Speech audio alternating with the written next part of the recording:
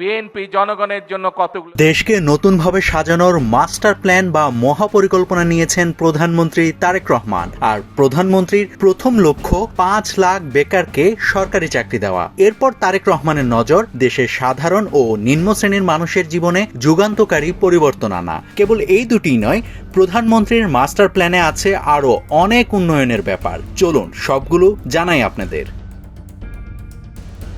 বাংলাদেশকে একটি উন্নত দেশ করার লক্ষ্যে আগামী 5 বছরের জন্য একটি সুনির্দিষ্ট রোডম্যাপ বা মহাপরিকল্পনা তৈরি করেছেন প্রধানমন্ত্রী। প্রধানমন্ত্রী সংসদে তার ভাষণে সেই পরিকল্পনার কথা তুলেও ধরেছেন। সেই পরিকল্পনার অংশ হিসেবে বেকারত্ব দূর করতে আগামী 5 বছরের মধ্যে 5 লাখ সরকারি কর্মচারী নিয়োগের প্রক্রিয়া শুরু হবে খুব শীঘ্রই। সমাজে যারা থ্যাঙ্কসলেস জব করেন, যেমন মসজিদ, মন্দির, গির্জা এবং প্যাগোডার সেবকদের জন্য সম্মানী এবং উৎসব ভাতার ব্যবস্থাও করা হয়েছে।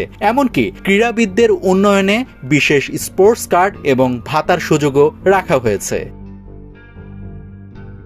সকল জনগণের জন্য আধুনিক চিকিৎসা নিশ্চিত করতে সরকার বিভিন্ন প্রকল্প হাতে নিচ্ছে। মানুষের দোরগোড়ায় চিকিৎসা সেবা পৌঁছাতে চালু করা হয়েছে হেলথ কার্ড, যার মাধ্যমে ডিজিটাল পদ্ধতিতে নাগরিকরা উন্নত চিকিৎসা পাবেন। ভবিষ্যৎ প্রজন্মের জন্য মানসম্পন্ন শিক্ষার বিকল্প নেই। এই কারণে নানান প্রকল্প হাতে নেওয়া হয়েছে, যার অংশ হিসেবে প্রাথমিক বিদ্যালয়ে 2 লাখ শিশুর মধ্যে বিনামূল্যে স্কুল ড্রেস বিতরণ করা হচ্ছে। এদিকে সবুজ বাংলাদেশ গড়তে বড় লক্ষ্যমাত্রা নির্ধারণ করেছে সরকার। তাছাড়া পরিবেশের ভারসাম্য রক্ষায় দেশ জুড়ে 25 কোটি বৃক্ষরোপণ করা হবে। তাছাড়া দেশের নদ নদী রক্ষায় 20,000 কিলোমিটার খাল ও নদী খনন করার বিশাল কার্যক্রমও হাতে নিয়েছে সরকার।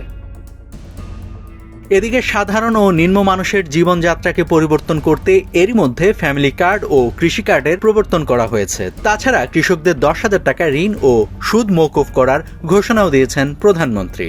নাভিদ হাসান, সোনালী নিউজ।